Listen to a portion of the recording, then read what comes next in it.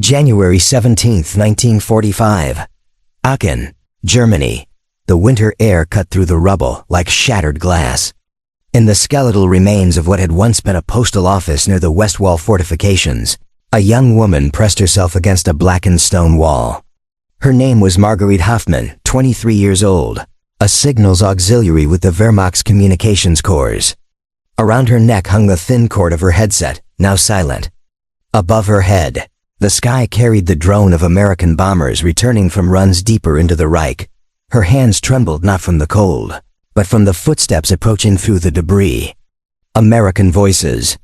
English words she had been taught to fear since she was 15 years old, since the Bund Deutscher Machtel leaders had told her stories of what happened to German women when enemy soldiers came.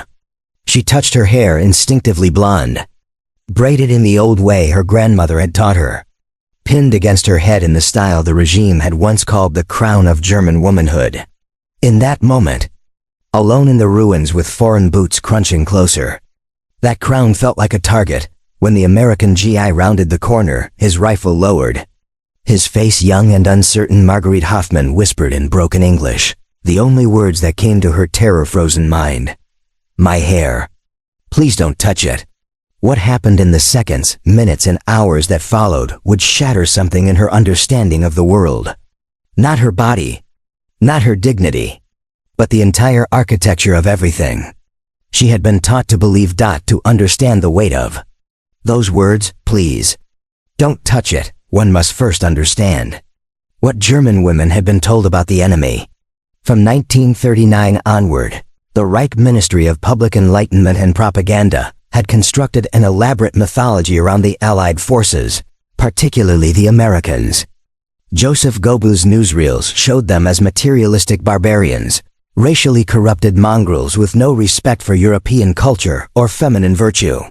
In training sessions for the Reichsarbeitsdienst and the Wehrmacht auxiliaries, women were given explicit instructions. If capture was imminent, take your own life. Death was preferable to what the Americans would do. These weren't merely suggestions whispered in dark corridors. They were policy.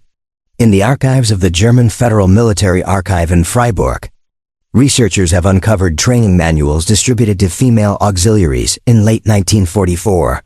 One section, marked Verhalten bei feindlicher Gefangennahme, behavior upon enemy capture, advised women to preserve German honor through final resistance. Some units were issued cyanide capsules. Others were simply told to find windows high enough. Marguerite Hoffmann had attended 3 such briefings. In the last one, conducted in a freezing schoolhouse in December 1944, the officer had been blunt. The Americans will use you and discard you. They have no concept of feminine respect. Remember what happened in Belgium. He was referring to propaganda reports, most of them fabricated, about American soldiers in liberated territories. The women in that room, 17 of them, had sat in silence. One girl, barely 19, had cried quietly. So when Marguerite encountered that American soldier in the ruins of Aachen, her mind held no category for what she was experiencing. He didn't grab her. He didn't advance with violence. Instead, he stepped back, raised one hand slowly, and called out in a voice that seemed uncertain of its own authority. "Medic, anyone hurt here?" She didn't understand the words entirely, but she understood the tone. It wasn't the tone of conquest. It was the tone of procedure. Reality of capture for German women pose in the Western theater diverged so dramatically from their expectations that the psychological displacement often proved more disorienting than combat itself. American forces, bound by the Geneva Conventions and perhaps more importantly, by a cultural framework that still held, however imperfectly, to certain codes about women, treated female prisoners with a bureaucratic correctness that read, to German captives, as incomprehensible. From the records of the U.S. Army's Prisoner of War Information Bureau, we know that approximately 3,200 German women were processed through American detention facilities between January and May 1945. These women signals operators, administrative clerks, anti-aircraft auxiliaries, and nurses entered captivity, expecting degradation. What they received instead was paperwork. Marguerite, Hoffman's processing at the temporary collection point near Aachen followed standard protocol. She was searched by a female army nurse, an African-American woman from Alabama named Lieutenant Clara Hayes. The search was thorough but professional. Her uniform was documented. Her identification papers were cataloged. She was photographed from 3 angles. Then she was given a blanket, a cup of coffee from a steel pot heated over a gasoline burner, and a form to fill out listing her next of kin. The coffee bewildered her almost more than anything else.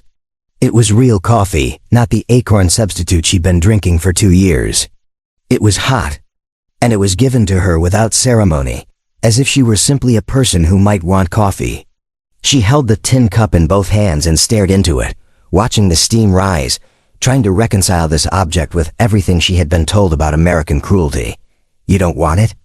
Lieutenant Hayes asked through a translator, another German woman, a defector who'd fled to Allied lines months earlier. Marguerite shook her head quickly. "No, I mean yes. Thank you." The words felt alien in her mouth. Thank you. To an enemy. To an American. To a black woman, whose very existence in uniform contradicted every racial hierarchy she'd been taught. That coffee became, in her memory, the first crack in the wall. The Allied advance into Germany in early 1945 created a unique situation in the history of modern warfare. The capture of women from a fully mobilized fascist state by a democratic army culturally unprepared for their presence. The American military had protocols for male POWs refined through years of conflict. For women, the guidelines were improvisational, cobbled together from Geneva Convention standards and a deeply American anxiety about doing the right thing by women. Even enemy women, General Eisenhower's headquarters issued directives emphasizing that female POWs were to be treated with dignity consistent with military necessity. In practice, this meant segregation from male prisoners, assignment of female guards when possible, and a fastidious attention to propriety that sometimes bordered on the absurd. In one documented case from April 1945, a POW camp near Reims delayed the relocation of 60 German women for 2 days because there weren't enough female personnel available to conduct the transport. The women remained in a converted barn, guarded from a distance by uncomfortable male DIs who'd been ordered not to enter the structure. For the German women inside that barn, the delay was confusing. They had expected immediate interrogation, possible abuse, certainly some expression of Victor's prerogative. Instead, they were brought meals on schedule, white bread, cheese, canned peaches, and left largely alone. One woman, a former Luftwaffe auxiliary named Hilde Schumann, later wrote in her memoir that the experience felt like being forgotten rather than captured. The Americans seemed more concerned with not violating their own rules than with asserting dominance. This bureaucratic distance, this determined propriety was itself a form of ideological warfare, though the Americans conducting it rarely understood it as such. Every meal delivered on time, every blanket distributed according to regulation, every refusal to exploit vulnerability was a silent counter-argument to everything Goebbels had told German women about democratic degeneracy. Marguerite Hoffman spent her first night as a prisoner in a church basement converted into a temporary holding facility. 26 women crowded into a space designed for Sunday school classes. The walls still displayed children's drawings of Bible stories, Noah's Ark, David and Goliath. An American flag hung where the crucifix had been removed. 2 female guards, both WACs from Illinois, sat near the door playing cards and smoking cigarettes. They looked bored. One of the German women, older, a nurse from Hamburg, whispered to the group, "They're waiting until the officers come. Then it will begin." Several women nodded. They had all heard the stories. They had all been prepared. Some prayed silently. Others simply stared at the ceiling, trying to summon courage for whatever came next. What came next was breakfast. At 06:00 hours, the door opened. The women tensed. But instead of officers, there were 3 Gs carrying pots and stacks of tin plates. Oatmeal, white bread with butter, hot tea. The portions were standard U.S. Army issue, not lavish, but substantial. More food than Marguerite had seen in a single meal for months. The older nurse refused to eat. "It's drugged," she said quietly in German. "Or they're fattening us for something." But hunger has a logic that overrides ideology. Slowly, one by one, the women ate. The oatmeal was plain but filling. The bread was soft, not the sawdust-mixed Kammersbrot they'd been issued in the last days. And nothing happened. No guards burst in. No demands were made. The G's collected the plates and left. One of them said something that made his companion laugh. The sound was ordinary, casual, the sound of men doing a routine job, not conquerors savoring power. Marguerite touched her hair again, adjusting the pins. It was still there. Still hers. Still untouched. The psychological impact of this cognitive dissonance, the gap between expected horror and experienced bureaucracy, manifested differently among the captive women. Some, like Marguerite, moved through stages of confusion toward reluctant acceptance. Others experienced a kind of emotional collapse, the sudden removal of adrenaline-fueled terror, leaving them hollow and disoriented. A few clung to the propaganda framework, interpreting every kindness as strategic deception, every decent act as prelude to betrayal. The American personnel, for their part, struggled with their own confusion. They had been prepared to fight the Wehrmacht, to combat fanatics, to overcome enemy soldiers. They had not been prepared to process frightened young women whose main concern seemed to be protecting their hair. In the letters and diaries of American soldiers from this period, thousands of which are housed in the Veterans History Project at the Library of Congress, there's a recurring note of bewilderment about the female pose. One corporal from Ohio wrote to his wife, "Today we brought in a bunch of German girls, signals operators or something. They were terrified of us, like we were going to eat them alive. One of them kept crying and holding onto her braids like they were made of gold. I gave her a Hershey bar, and she looked at it like I'd handed her a bomb. I don't know what they told these people about us, but it must have been something awful. That Hershey bar, a small rectangle of American mass production. Sweetness extracted from Caribbean sugar and Pennsylvanian cocoa processing. Wrapped in brown paper and distributed by the millions to G, is became another symbol of the ideological collision. In the German wartime economy, chocolate had effectively disappeared by 1943, reserved for U-boat crews and fighter pilots. For the average auxiliary or civilian, it was a memory of peacetime. The fact that American soldiers carried it casually in their pockets, traded it like currency, gave it away to prisoners. This abundance was its own propaganda. More powerful than any leaflet, Marguerite received her first American chocolate 3 days into captivity. During transport to a larger facility near Brussels, the GI driving the truck passed back a ration bar without comment, then gave one to each of the other women. Marguerite held hers for over an hour before breaking off a small corner and placing it on her tongue. The sweetness was almost painful, shocking against months of ersatz everything, ersatz coffee, ersatz honey, ersatz meat. This was real. This was excess. This was the casual generosity of an economy that could afford to give chocolate to enemies. She wrapped the rest carefully in its paper and kept it in her pocket for 2 days, taking tiny bites, making it last.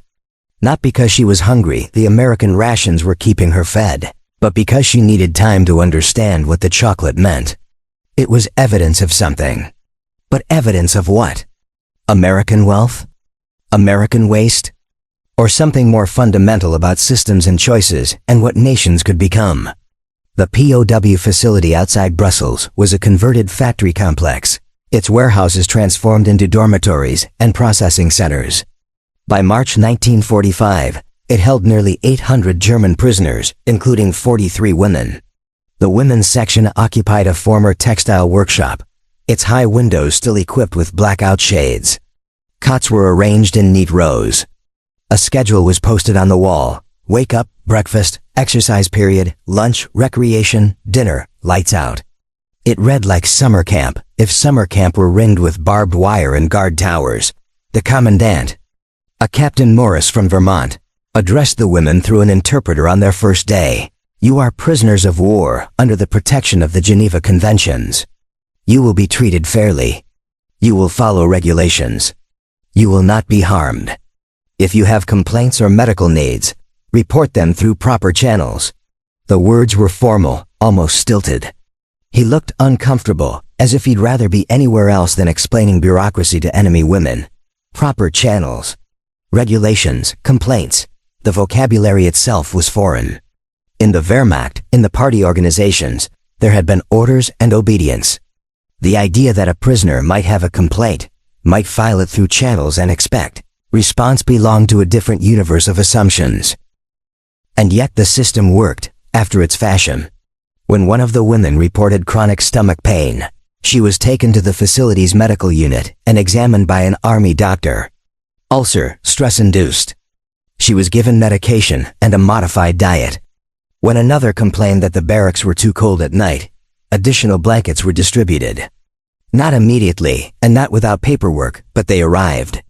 The bureaucracy ground on, indifferent to nationality, processing prisoners the way it processed everything, with forms and procedures, and a peculiar, impersonal fairness. Marguerite began to notice patterns. The Americans seemed obsessed with documentation. Everything was written down, signed, filed. When the prisoners were issued new clothing, used U.S. Army fatigues with POW stenciled on the back, each woman had to sign a receipt. When they received their weekly ration of soap and toothpaste, signatures. When they wrote letters home through the Red Cross system, copies were made. The paper trail was endless. At first, this seemed like paranoia or control. But over time, Marguerite began to understand it differently. The documentation wasn't about controlling them. It was about controlling the guards, the administrators, the entire system. It was evidence. If something went wrong, if someone was mistreated, the paper would show it. The forms weren't chains. They were, however strange it seemed, a kind of protection. In the archives of the International Committee of the Red Cross in Geneva, there are inspection reports from Allied POW facilities throughout. 1945. The reports from camps holding German women note conditions ranging from adequate to comfortable. There are complaints recorded mostly about boredom, cold, or insufficient privacy, but remarkably few allegations of abuse. The inspectors note this with a tone of mild surprise. One report from April 1945 observes, the female prisoners appear healthy and well-fed, though many exhibit signs of psychological distress unrelated to their physical treatment. Several expressed confusion about their status and repeatedly asked when their real imprisonment would begin. When their real imprisonment would begin. The phrase captures the existential confusion of the moment. These women had been prepared for violation, and instead they received ration cards. They had been prepared for cruelty, and instead they received procedure. The dissonance was, in some ways, harder to process than trauma would have been. Trauma, at least, would have confirmed their worldview. Bureaucracy left them adrift. Marguerite found herself drawn to conversations with the interpreter. A German Jewish woman named Ruth Anyel, who had fled to America in 1938 and returned with the army as a translator. Ruth was careful, professional, but in small moments during the long hours of processing paperwork, or the quiet evening periods when prisoners could ask questions, she would answer inquiries about America. What is it like there? Marguerite asked once, hesitantly. For women? Ruth considered the question carefully. Different, she finally said. Not perfect, but different. Women work. They vote. They own property. My aunt runs a bakery in Brooklyn. No one gave her permission. She just did it. But they must answer to someone, Marguerite pressed. Their husbands, their fathers. Ruth shook her head. They answer to the law. And the law is the same for everyone. She paused. In theory, anyway. It doesn't always work that way. But the idea is there. The idea is there. That phrase lingered in Marguerite's mind. In the Reich, ideas were handed down from above, from the Führer through the party apparatus, rigid and total. The idea that individuals could have ideas, that laws could bend toward rights rather than duties, it was conceptually destabilizing. It suggested that the social order she had known, the only order she had known, was not inevitable. It was a choice. And choices could be unmade. The weeks of captivity developed a rhythm. The initial terror faded. replaced by a strange, institutionalized normalcy. The women were required to work maintenance of the facility, laundry, kitchen assistance, but the work was regulated, 8 hours per day maximum, in accordance with Geneva guidelines. They were paid in camp scrip that could be used at the canteen for toiletries, writing paper, and occasional small luxuries.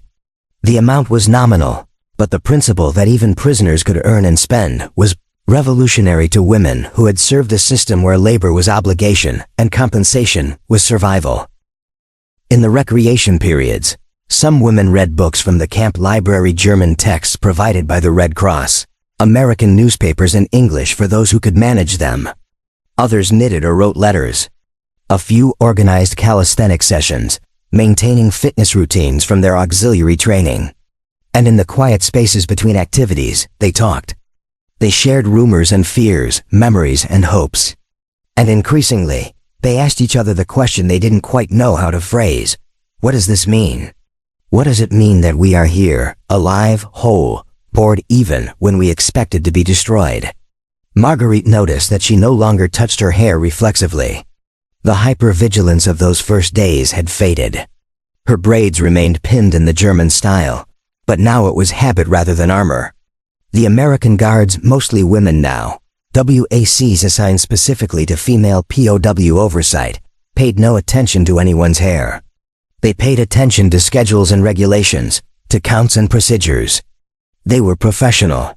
And their professionalism was, in its own way, a form of respect. Not personal warmth, necessarily, but structural acknowledgement. You are a person within a system, subject to rules. And those rules will be followed. One afternoon in early April, Marguerite was working in the camp laundry, feeding sheets through a mangle press, when one of the guards, a WAC lieutenant from California, paused to adjust a malfunctioning valve. "Damn thing keeps sticking," she muttered, half to herself. Then, realizing Marguerite was watching, she added, "You know anything about machinery?" It was a casual question, pragmatic. But it was the first time in months any Allied personnel had asked Marguerite if she knew something useful, rather than simply telling her what to do. She stepped forward. "I worked signals equipment. Different, but I can look." Together, wordlessly, they examined the valve mechanism. Marguerite pointed to a corroded seal. The lieutenant nodded, fetched a replacement from the maintenance kit, and they installed it. The machine hissed, then resumed working smoothly. The lieutenant wiped her hands on a rag and said, "Thanks." Then she walked away to continue her rounds. It was nothing. A 5-minute interaction about a laundry machine. But to Marguerite, it was everything. It was a moment of simple human functionality, stripped of ideology and hierarchy and fear.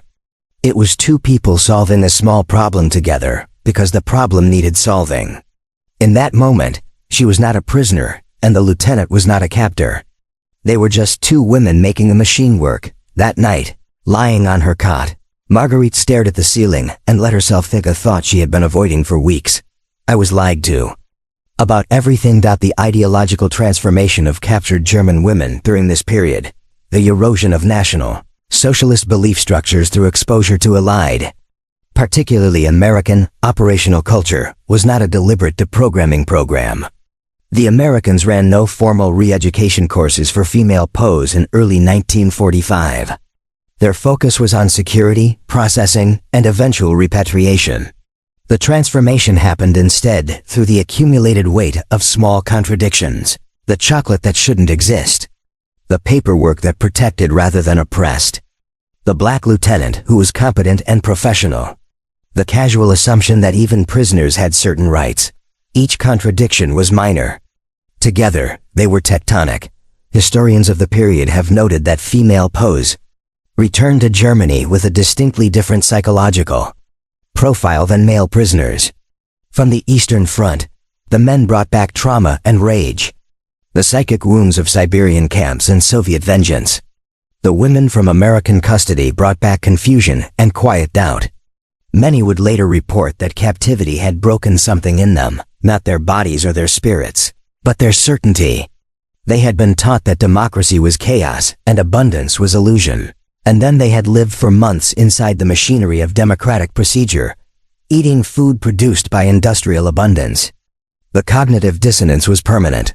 Marguerite's personal awakening crystallized around a seemingly trivial incident in late April. Red Cross had delivered a shipment of personal items, small comforts for prisoners. Each woman in the female section was given a comb, a hand mirror, a bar of soap that smelled like lavender, and a small bottle of shampoo. Real shampoo, American-made, with English words on the label promising softness and shine. Marguerite held the bottle, reading the words slowly with her limited English. Softness, shine. It was marketing language, the trivial vocabulary of consumer capitalism. And yet the bottle existed. It had been manufactured, shipped across an ocean, given to enemy prisoners because some bureaucrat somewhere had decided that POWs should be able to wash their hair properly. The casual wastefulness of it, the sheer excess of applying capitalist plenty to prisoner comfort, was staggering. That evening, she used a shampoo. She unbraided her hair for the first time since capture, stood at the communal wash basin, and worked the soap through the blonde lengths her grandmother had once praised as true German beauty. The suds were rich and fragrant. The water ran warm from the facility's heated system. And as she rinsed and felt her hair clean, truly clean for the first time in months, she understood something fundamental. She had been taught that her hair was valuable because it was racially significant, a mark of Aryan purity to be protected from contamination. The Americans didn't care about its racial significance. They had simply assumed she might want clean hair, the way any person might want clean hair, and they had provided the means. The difference in those two approaches was the difference between fascism and something else. Not perfection, she was still a prisoner. Still confined, but something that started from a different assumption about what human beings were owed. She dried her hair slowly, combing it out with the Red Cross comb, and did not braid it in the old style. Instead, she twisted it into a simple knot, modern and loose. In the small hand mirror, her reflection looked different. Cleaner, younger, less certain of everything she had been certain of before. May 1945 brought news of Germany's surrender. In the POW facility outside Brussels, the announcement was met not with celebration, but with a peculiar, exhausted silence. The war was over. The Reich was gone. And now what? The female prisoners were informed that they would be processed for repatriation as conditions allowed, but that the chaos in Germany meant delays. Some areas were uninhabitable. Some regions were under Soviet control.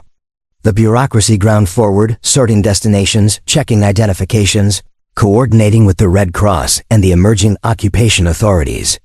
The women waited. During those weeks of waiting, the atmosphere in the female section shifted. The initial fear and confusion had passed.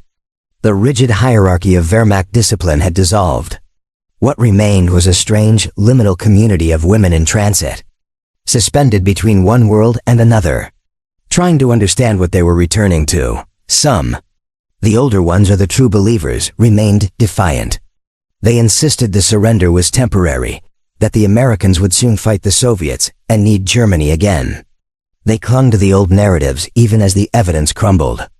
But many of the younger women, Marguerite's generation, women who had been 15 when the war began and were now in their 20s, were undergoing quieter reckonings in conversations during recreation hours. In whispered exchanges on their cots at night, they asked each other questions that would have been dangerous months before. What did we believe? Why did we believe it? What happens now? Marguerite found herself part of these conversations, not as a leader, but as a quiet participant. She shared her observations, the coffee, the chocolate, the laundry valve, the shampoo. Others shared their own moments of cognitive fracture. The nurse from Hamburg described being treated in the camp hospital for bronchitis by a Jewish doctor from New York, who had been patient and competent and had never once asked about her past. A signals operator from Berlin talked about reading an American newspaper and seeing photographs of liberated concentration camps, images the German press had never shown, realities she had never been told. The conversations did not resolve into neat conclusions. Doubt is not a clean process. But slowly, painfully, a new understanding was forming. They had been instruments of a system that had lied to them about fundamental things. About the enemy. About the world. About what was possible. Marguerite was released from POW custody on June 3, 1945, along with a group of 12 other women cleared for return to the American zone of occupied Germany. They were trucked to a railway depot, given travel documents, a small amount of occupation currency, and instructions on where to report upon arrival. The entire process took 4 hours and involved 6 different forms. As she waited on the platform. Her few possessions in a cloth bag, the clothes she wore, the Red Cross toiletries, a small bundle of letters she'd been allowed to keep, Marguerite found herself standing next to Lieutenant Hayes, the African-American nurse who had processed her that first day in Aachen. 5 months earlier. "You're going home," Lieutenant Hayes said. It wasn't a question. "Yes," Marguerite replied. Her English had improved during captivity. "To Cologne. Or what is left of it." Lieutenant Hayes nodded. "It's going to be hard." "All of it, I know." Marguerite hesitated, then asked the question she'd been holding since January. "Why did you not?" She struggled for the words. "We were told you would hurt us.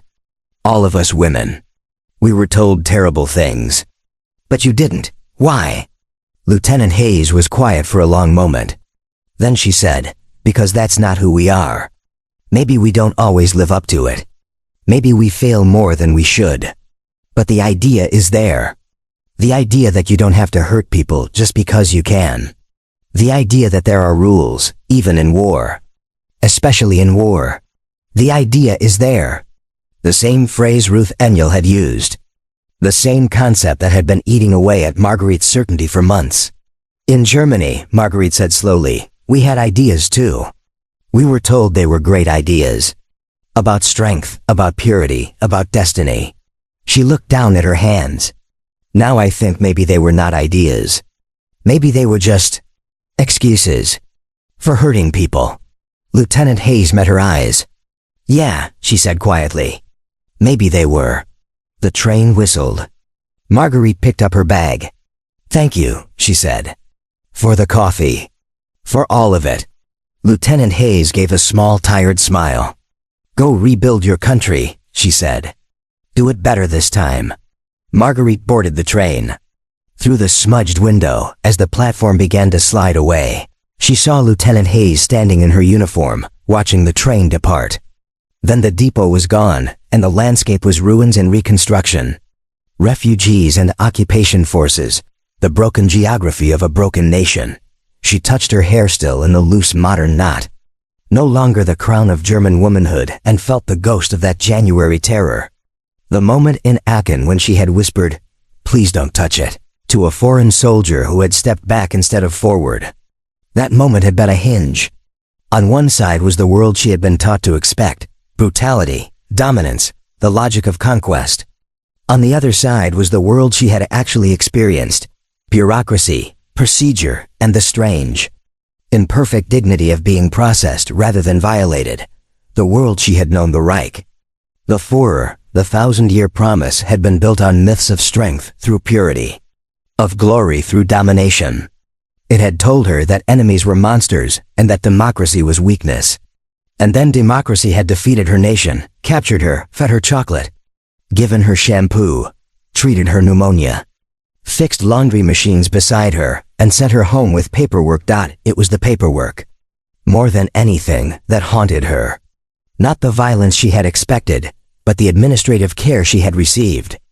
It suggested something she was still trying to articulate, that strength might not come from purity, but from pluralism. That freedom might not be chaos, but structure. That abundance might not be weakness, but the natural product of systems that didn't eat themselves alive. The train carried her through the Rhineland. Through cities reduced to rubble and villages somehow intact. Through landscapes where German refugees trudged alongside Allied convoys. Everywhere, the evidence of defeat. Everywhere, the work of rebuilding beginning. Marguerite would spend the next 4 years in occupied Cologne, working first in a ration distribution center and later as a clerk in the nascent civil administration.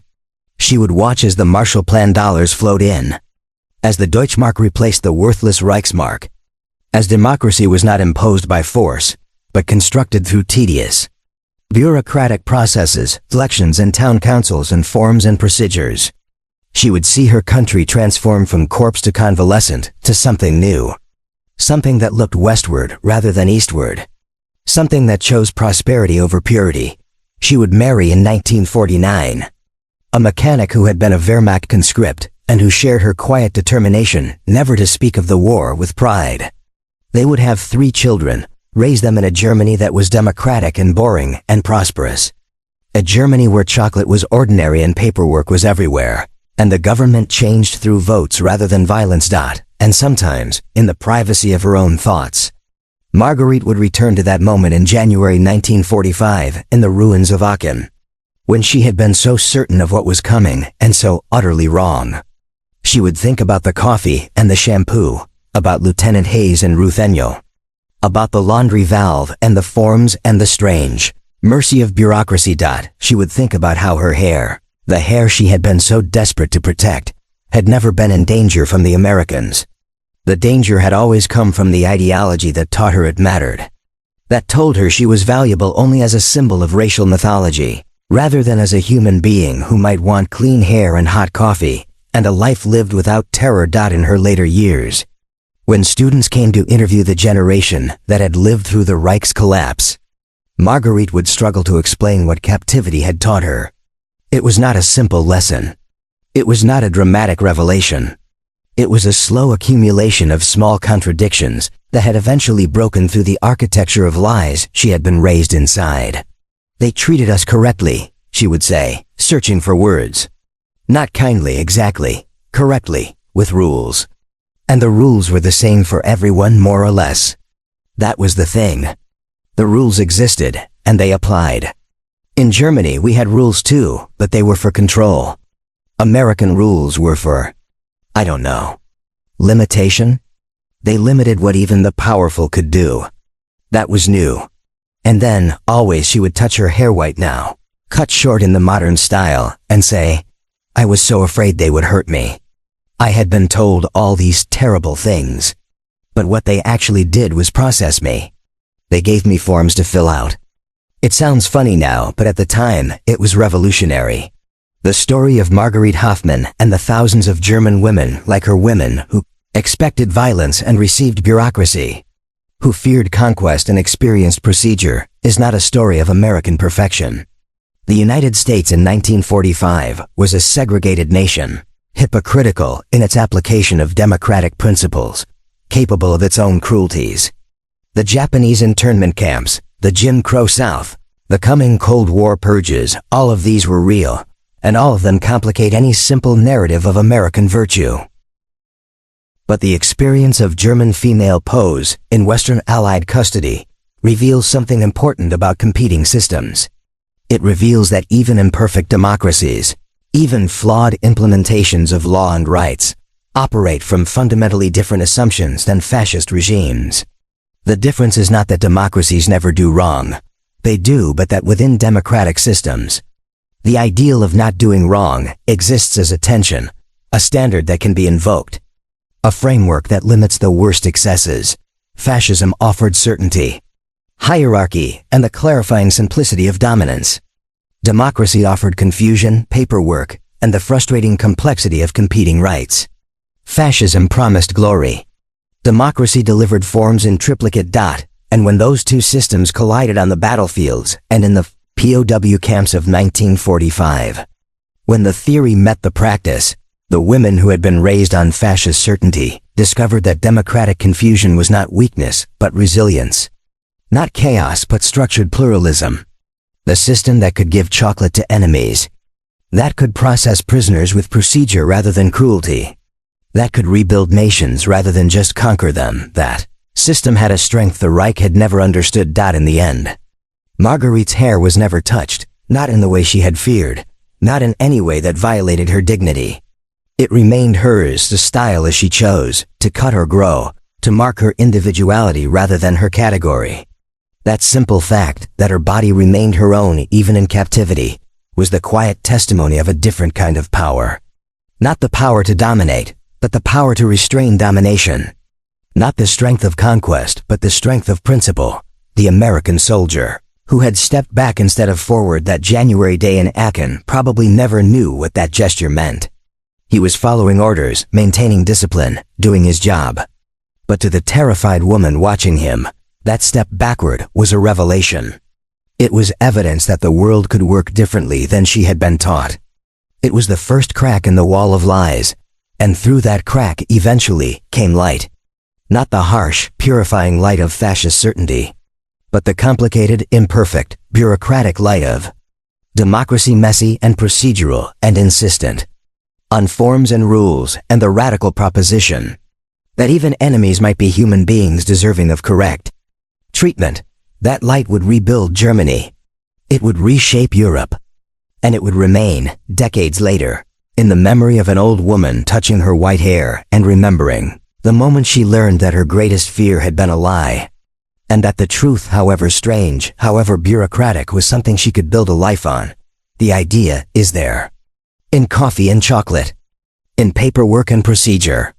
In the step backward instead of forward. The idea that there are rules, even in war. The idea that people have rights, even prisoners. The idea that abundance is not illusion, and that freedom is not chaos, and that democracy, for all its flaws, begins with the simple proposition that you do not have to hurt people just because you can. That idea, fragile, imperfect, perpetually threatened, is the inheritance of those who survived the collision of fascism and democracy.